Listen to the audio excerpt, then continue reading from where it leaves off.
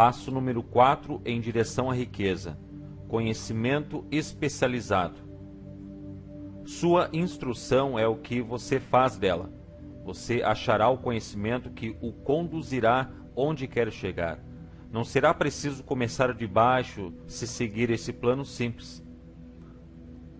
Há duas espécies de conhecimento, o geral e o especializado. O conhecimento geral, por maior que seja em quantidade ou variedade, pouco serve para a acumulação de dinheiro. As congregações das grandes universidades possuem, em conjunto, praticamente todas as formas de conhecimento conhecidas da civilização.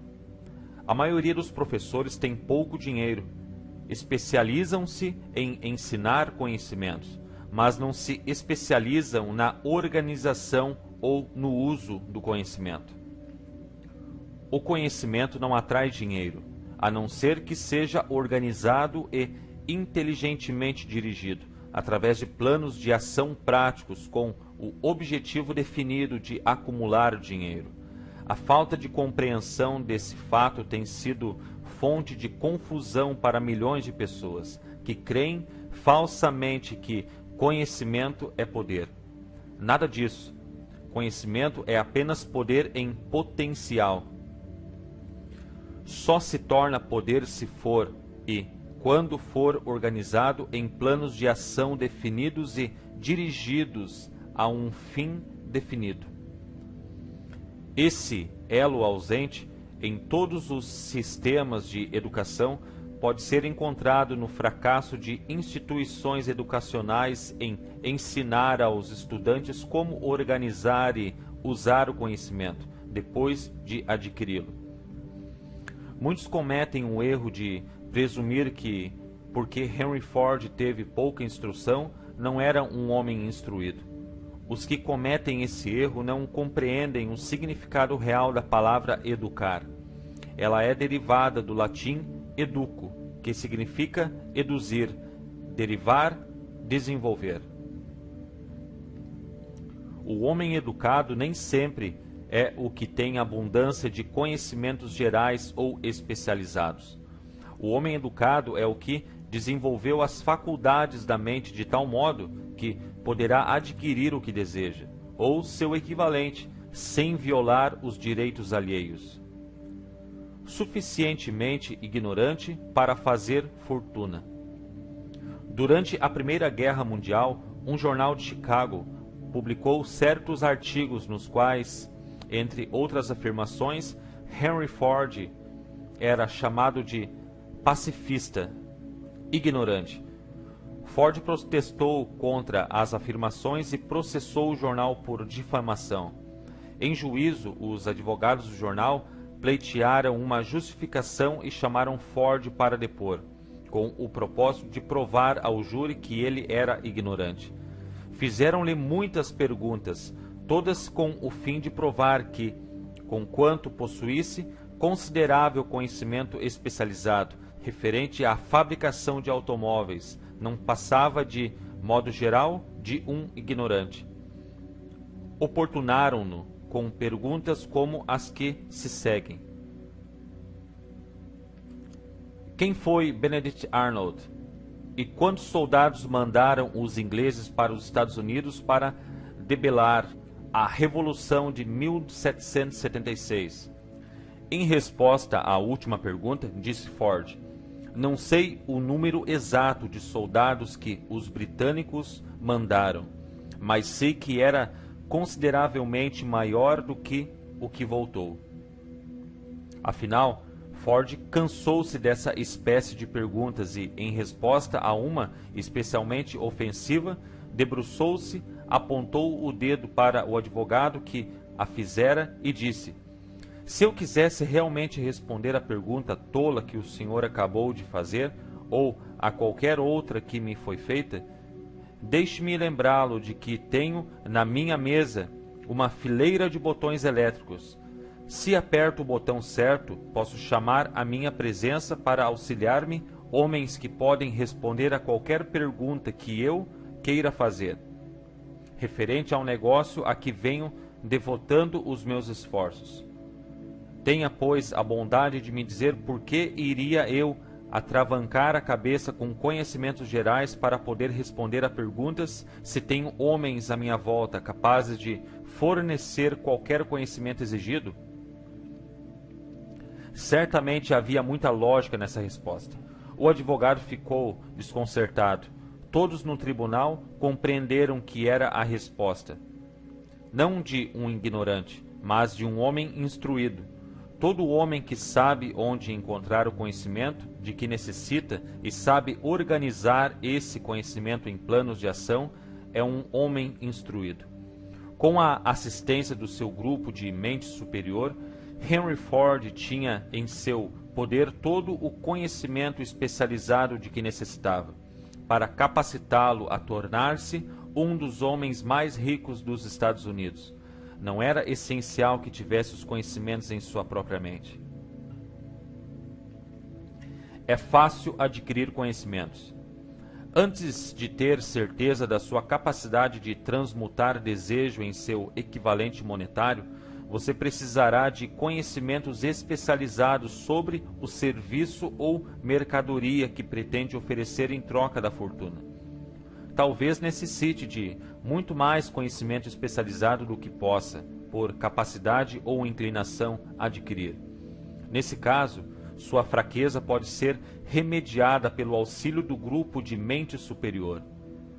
O acúmulo de grandes fortunas exige poder, e esse é adquirido através de conhecimentos altamente organizados e inteligentemente dirigidos. Mas esses conhecimentos não precisam obrigatoriamente estar na posse do homem que acumula a fortuna. O parágrafo anterior deve dar esperança e coragem ao homem que tem a ambição de acumular fortuna e que não possui a necessária instrução para ter o conhecimento especializado de que possa precisar.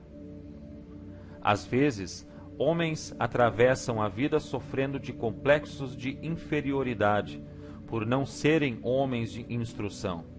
O homem que sabe organizar e dirigir um grupo de homens de mente superior, possuidores do conhecimento necessário na acumulação de dinheiro, é tão instruído quanto qualquer um do grupo. Thomas Edison só teve 3 meses de instrução escolar. Em toda a vida, não lhe faltou educação, nem morreu pobre. Henry Ford pouco mais teve que o 2º ano primário. No entanto, saiu-se muito bem do ponto de vista financeiro.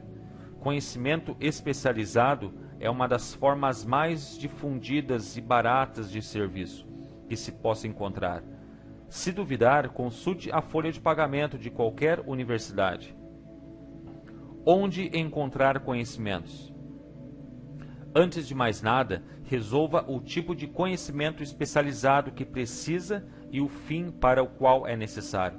Em grande parte será seu objetivo principal na vida.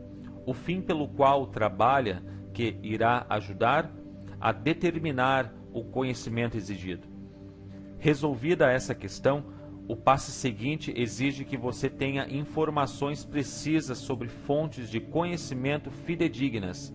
Dessas, as mais importantes são: 1. A experiência e educação próprias. 2. Experiência e educação acessíveis através da cooperação de outros, aliança da mente superior.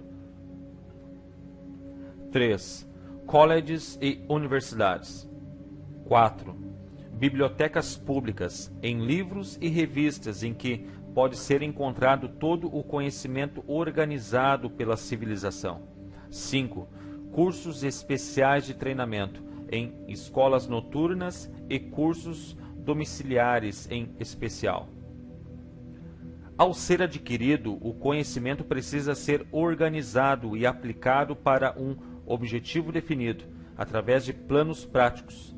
O conhecimento só tem valor pelo que se aproveita de sua aplicação a um fim útil. Se você pensa em instrução adicional, resolve primeiro qual o objetivo do conhecimento que procura, depois indague onde obter esse determinado tipo de conhecimento. Homens de sucesso em todas as profissões jamais param de adquirir conhecimento especializado, relacionado com o seu principal propósito, negócio ou profissão. Os que não têm sucesso geralmente cometem o erro de acreditar que a período de aquisição de conhecimentos termina ao terminar a escola. A verdade é que a instrução escolar pouco mais faz que encaminhar a pessoa no sentido de aprender a adquirir conhecimento prático. A ordem do dia é a especialização. Essa verdade foi salientada por Robert P. Moore, ex-diretor de colocações na Universidade de Colômbia, numa notícia de jornal. Especialistas mais procurados. Particularmente procurados por companhias de colocações são os candidatos que se especializaram em algum campo, diplomados em escola de comércio com curso de contabilidade e estatística, engenheiros de todas as espécies, jornalistas, arquitetos, químicos e também dirigentes excepcionais e homens de atividade da classe adiantada. O homem ativo na universidade, cuja personalidade faz com que se dê bem com todos e que foi bem nos estudos, tem uma superioridade marcante sobre o estudante estritamente acadêmico. Alguns desses, por suas qualificações variadas, receberam inúmeras ofertas de cargos, alguns até em número de 6.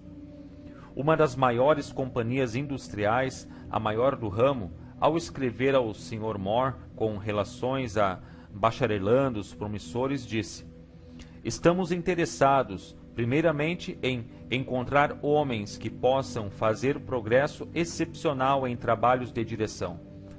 Por essa razão, acentuamos as qualidades de caráter, inteligência e personalidade muito mais que as de conhecimentos específicos, propondo um sistema de aprendizado de estudantes em escritórios, lojas e indústrias durante as férias de verão."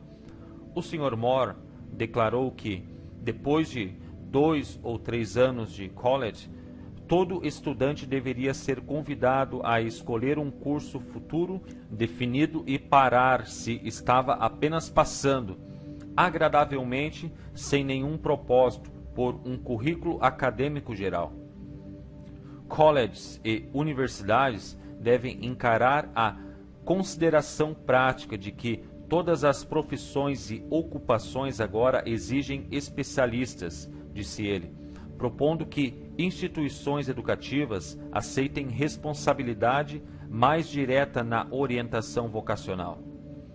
Uma das fontes de conhecimento mais honestas e práticas, acessíveis aos que precisarem de instrução especializada, são os cursos noturnos, que funcionam na maioria das grandes cidades. Os cursos por correspondência fornecem treinamento especializado em todos os lugares onde chega o correio norte-americano, sobre qualquer matéria possível de ser ensinada pelo método de extensão. Uma das vantagens do estudo domiciliar e a flexibilidade dos programas de estudo que permite que se estude nos momentos livres. Outra vantagem do estudo domiciliar, se o curso for bem escolhido, é o fato de que a maioria dos cursos oferecidos por escolas de ensino domiciliar fornece generosos privilégios de consulta, de valor inestimável aos que precisam de conhecimento especializado. Seja onde for que você more, pode aproveitar os benefícios. Estudo e autodisciplina. Tudo o que se adquire sem esforço e sem gastos geralmente nos parece de menor valor, às vezes até sem valor nenhum. Talvez por isso é que aproveitamos tão pouco nossa maravilhosa oportunidade em escolas públicas.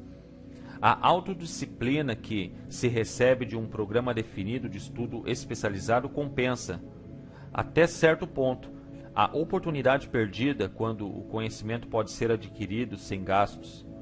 Escolas por correspondência são instituições comerciais altamente organizadas. Suas taxas de inscrição são tão baixas que são forçadas a insistir em pagamentos rápidos, sendo obrigado a pagar. Tenha o estudante boas notas ou más. O efeito é de seguir o curso até o fim, quando de outra maneira desistiria. As escolas por correspondência não insistiram suficientemente nessa questão, pois a verdade é que seus departamentos de cobrança constituem a melhor espécie de treinamento em decisão, rapidez e o hábito de terminar o que se começa. Aprendi isso por experiência há mais de 45 anos. Matriculei-me num curso de propaganda por correspondência. Após 8 ou 10 lições, parei de estudar, mas a escola não parou de me mandar as contas. Além disso, insistia no pagamento, quer eu continuasse os estudos, quer não. Decidi que, se tivesse de pagar pelo curso, a que me obriguei legalmente, deveria completar as lições para aproveitar meu dinheiro. Achei na época que o sistema de cobrança da escola era bem organizado demais, mas aprendi mais tarde na vida que essa era uma parte valiosa do curso, pela qual nada se cobrou. Sendo forçado a pagar, continuei e completei o curso. Descobri mais tarde que o eficiente sistema de cobrança da escola valera muito como dinheiro ganho, por causa do aprendizado de propaganda que tão relutantemente terminei. Nunca é tarde demais para aprender. Temos em nosso país o que se diz ser o maior sistema de escolas públicas do mundo. Uma das coisas estranhas a respeito dos seres humanos é que só dão valor ao que tem preço. As escolas gratuitas dos Estados Unidos e as bibliotecas públicas gratuitas não impressionam as pessoas por serem gratuitas. Essa é a principal razão pela qual tanta gente acha necessário adquirir instrução adicional depois de deixarem a escola e irem trabalhar. É também uma das razões principais pelas quais os empregadores têm mais consideração para com os empregados que fazem cursos domiciliares. Aprenderam por experiência própria que qualquer pessoa que tiver ambição bastante para desistir de parte de seu tempo livre para estudar em casa tem em si as qualidades que fazem um líder. Existe uma fraqueza nas pessoas para a qual não há remédio. É a fraqueza universal da falta de ambição. As pessoas, principalmente as assalariadas, que reservam o tempo livre para estudo domiciliar, raramente ficam por baixo durante muito tempo. Sua ação abre caminho para a ascensão social, remove muitos obstáculos do caminho e conquista o interesse amigo dos que têm o poder de encaminhá-los para a oportunidade. O método do estudo domiciliar de instrução adapta-se de modo especial às necessidades dos empregados que acham, depois de deixar a escola, que precisam adquirir conhecimento especializado adicional, mas não dispõem de tempo livre para voltar à escola. Stuart Austin Weir preparou-se para ser engenheiro construtor, seguindo essa carreira até a depressão limitar o mercado a ponto de não lhe proporcionar a renda necessária. Fez um inventário de si mesmo, resolveu mudar a profissão para a de advogado. Voltou à escola e fez cursos especiais, preparando-se para advogado de partido. Completado o curso, passou nos exames e logo se impôs na profissão. Para dar informação completa e antecipar os álibis do que dirão. Eu não poderia ir à escola porque tenho família para sustentar, ou estou velho demais. Acrescentarei que Weir passava dos 40 anos e se casou ao voltar à escola. Além disso, escolhendo com cuidado cursos altamente especializados em escolas bem aparelhadas para ministrar as matérias que lhe interessavam, completou, em 2 anos, o trabalho que exige aos demais estudantes de direito, 4 anos. Compensa saber como comprar conhecimentos. Contabilidade sobre rodas. Examinemos um exemplo específico. O vendedor de uma mercearia encontrou-se, de repente, desempregado. Tendo tido experiência anterior como guarda-livros, fez um curso especial de contabilidade, familiarizando-se com os mais modernos equipamentos contabilísticos e de escritório, e começou a trabalhar por conta própria, iniciando com o dono da mercearia para a qual trabalhara antes. Fez contratos com mais de 100 pequenos comerciantes como guarda-livros, por uma quantia mensal modesta. Sua ideia era tão prática que logo se tornou necessário organizar um escritório portátil num caminhão de entregas leves, que equipou com as mais modernas máquinas de contabilidade. Agora ele tem uma frota desses escritórios de contabilidade sobre rodas e emprega grande corpo de assistentes, fornecendo aos pequenos comerciantes o melhor serviço de contabilidade que se pode obter por baixo custo. Conhecimento especializado mais imaginação foram os ingredientes usados neste negócio, sem par e de muito sucesso. O ano passado, o dono do negócio pagou o imposto de renda 10 vezes superior ao do comerciante para o qual trabalhara, ao perder o emprego. O começo dessa empresa comercial de êxito foi uma ideia. Como eu tive o privilégio de fornecer a ideia ao vendedor desempregado, assumo agora o privilégio de sugerir outra, que traz em si a possibilidade de uma renda ainda maior. Essa ideia foi dada pelo vendedor que desistiu de vender e organizou uma firma de contabilidade, numa base atacadista. Quando se sugeriu o plano como solução ao problema de desemprego, ele exclamou rapidamente: "Gosto da ideia, mas não sei como transformá-la em dinheiro." Em outras palavras, queixou-se de que não saberia como aproveitar comercialmente seus conhecimentos de contabilidade depois que os adquirisse. Isso trouxe à baila outro problema a resolver. Com o auxílio de uma jovem datilógrafa que sabia redigir uma história, preparou-se um folheto muito atraente, descrevendo as vantagens do novo sistema de contabilidade. As páginas foram bem datilografadas e colocadas num livro de recordes comum, usado como vendedor silencioso, com o qual a história de novo negócio era tão eficientemente contada que o dono logo se viu às voltas com mais pedidos do que podia vencer. O projeto que criou um emprego. Em nosso país, há milhares de pessoas que precisam dos serviços de um especialista em mercados, capaz de preparar um livrinho atraente para usar na oferta de serviços pessoais. A ideia aqui descrita nasceu da necessidade para sanar uma emergência que tinha de ser vencida, mas não parou ao servir uma pessoa só. A moça que criou a ideia tinha imaginação fértil.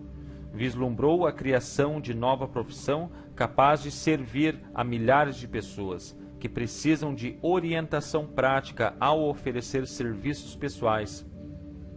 Estimulada pelo sucesso instantâneo do seu primeiro plano preparado para oferecer serviços pessoais, essa mulher enérgica voltou-se em seguida para a solução de problema semelhante para o filho, que acabara de terminar os estudos, mas que era totalmente incapaz de arranjar mercados para seus serviços.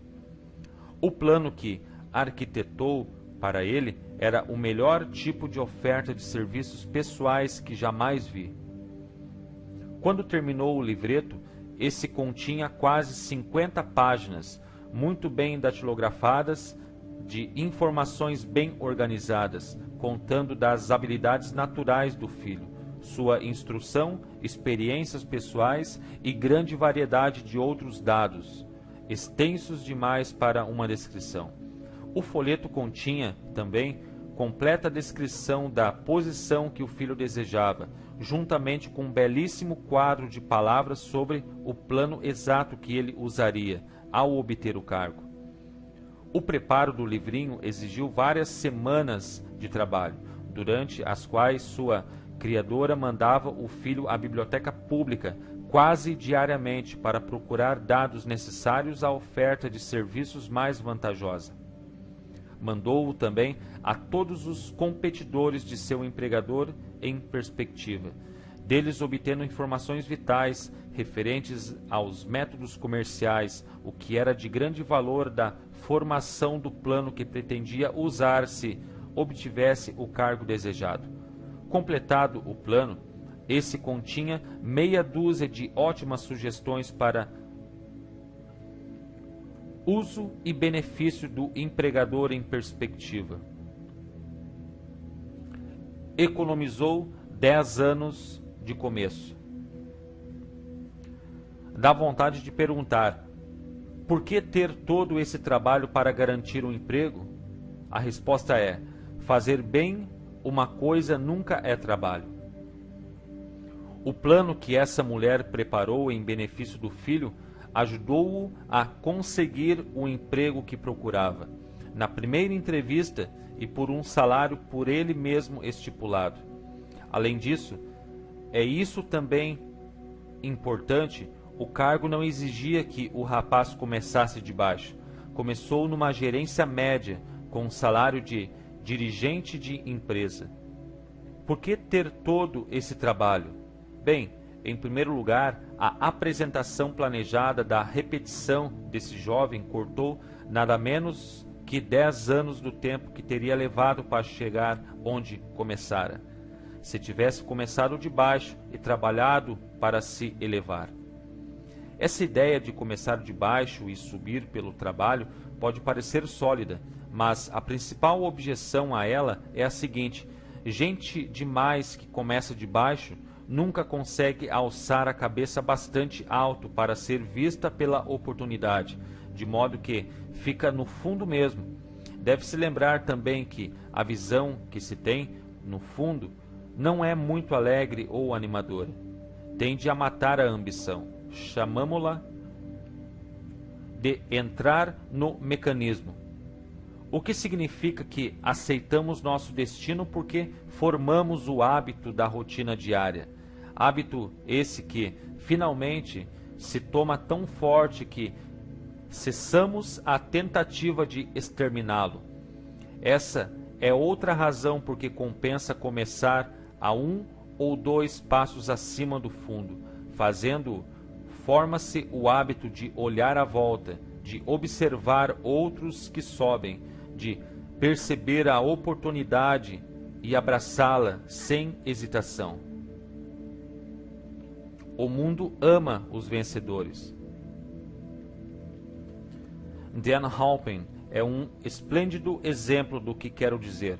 Em seus dias de estudante de college, era dirigente do famoso time de futebol de Notre Dame, no campeonato de 1930, quando era diretor o falecido Knut Rockne. Halpern terminara os estudos numa época bastante desfavorável, quando a depressão diminuíra muito os empregos. Após uma tentativa em investimentos bancários e fitas de cinema, agarrou a primeira oportunidade para um futuro potencial que conseguiu encontrar, como vendedor de aparelhos elétricos de surdez, na base de comissões. Qualquer um podia começar essa espécie de emprego e Halpern sabia-o, mas para ele era o suficiente para abrir as portas da oportunidade. Durante quase 2 anos, continuou no emprego que não era do seu agrado, e nunca teria sobrepujado o cargo se não tivesse tornado certas providências. Primeiro, procurou obter o cargo de assistente do gerente de vendas da companhia e conseguiu-o. Esse passo para cima elevou-o bem acima da multidão, possibilitando-lhe ver oportunidade ainda maior. Além disso, colocou-o onde a oportunidade podia vê-lo. Conseguiu um índice de vendas tão bom com os aparelhos de surdez que o diretor da companhia, Dictograph Products, competidor da companhia para a qual Halpern trabalhava, queria saber algo sobre o tal de Dan Halpin, que tirava grandes vendas da companhia Dictograph. Mandou chamá-lo. Quando a entrevista terminou, Halpin era o novo gerente de vendas encarregado da divisão acústica. Depois, para pôr à prova o valor de Halpin, Andrews foi embora para a Flórida por 3 meses, deixando-o para afundar ou nadar no novo emprego. Não afundou.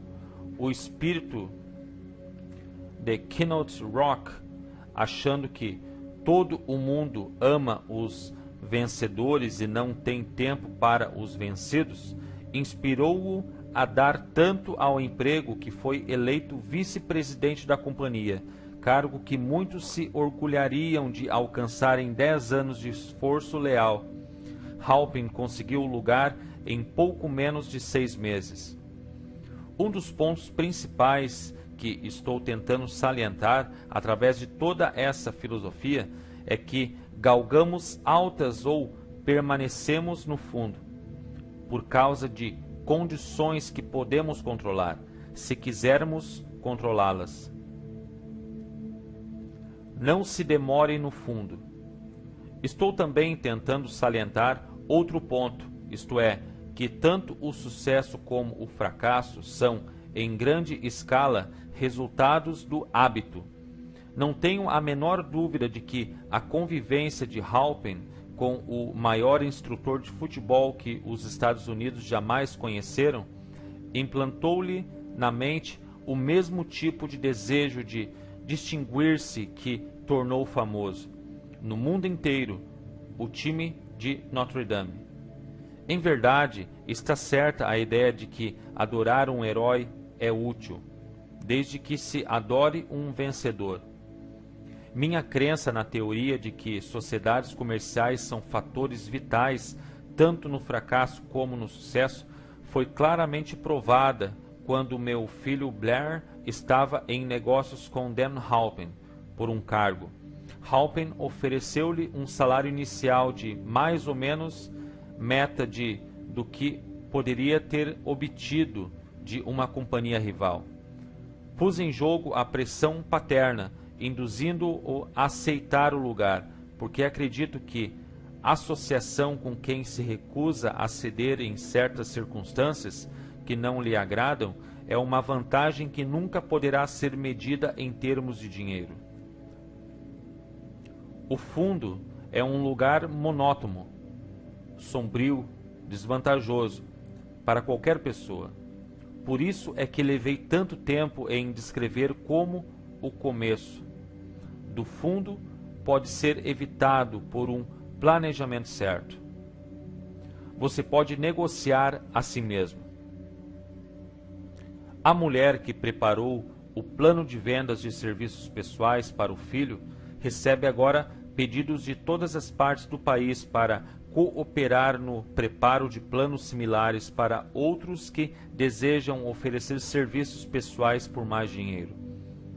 Não se deve supor que o plano consista apenas numa técnica de vendas inteligente, pela qual se auxilia homens e mulheres que, a pedirem e receberem mais dinheiro pelos mesmos serviços que antes vendiam por pagamento menor. Ela cuida dos interesses do comprador, assim como dos de vendedor de serviços pessoais, preparando os planos de tal modo que o empregador recebe o valor integral do dinheiro adicional que paga. Se você tiver imaginação e procurar um mercado mais vantajoso para seus serviços pessoais, essa sugestão pode ser o estímulo que está procurando. A ideia é capaz de trazer uma renda bem maior que a do módico, advogado ou engenheiro médios, cuja instrução exigiu muitos anos de faculdade. Não há preço fixo para ideias boas. Atrás de todas as ideias está o conhecimento especializado. Infelizmente, para os que não encontram riquezas na abundância, o conhecimento especializado é mais abundante e mais fácil de adquirir que ideias. Por causa dessa verdade, há uma exigência universal e oportunidades sempre crescentes para a pessoa capaz de ajudar homens e mulheres a vender, com vantagens, seus serviços pessoais. Capacidade significa imaginação. A única qualidade necessária para combinar conhecimento especializado com ideias na forma de planos organizados destinados a atrair riquezas. Se você tiver imaginação, esse capítulo irá presenteá-lo com uma ideia que será suficiente para o começo das riquezas que deseja. Lembre-se de que a ideia é a coisa mais importante. Conhecimento especializado pode ser encontrado logo ali na esquina, qualquer esquina. Pontos a fixar. Conhecimento é apenas um poder potencial. Você pode organizá-lo de modo a dar-lhe planos de ação definidos, dirigidos a um fim definido. Abra a mente à instrução que vem da experiência e do contato com outras mentes. Henry Ford foi suficientemente ignorante para fazer fortuna. Use uma ou todas as 5 fontes de conhecimento que esse capítulo lhe fornece. É fácil adquirir conhecimentos. Se você não estiver pronto para vender um produto, pode vender seus serviços ou ideias por muito bom preço. Homens de mais de 60 anos tiveram muito sucesso ao fazê-lo. O plano deu enorme impulso ascensional a milhares de jovens autodisciplinados. O projeto fornecido neste capítulo pode fazê-lo iniciar-se com uma vantagem de 10 anos em qualquer emprego. O conhecimento pavimenta a estrada para a riqueza, quando você sabe qual a estrada a tomar.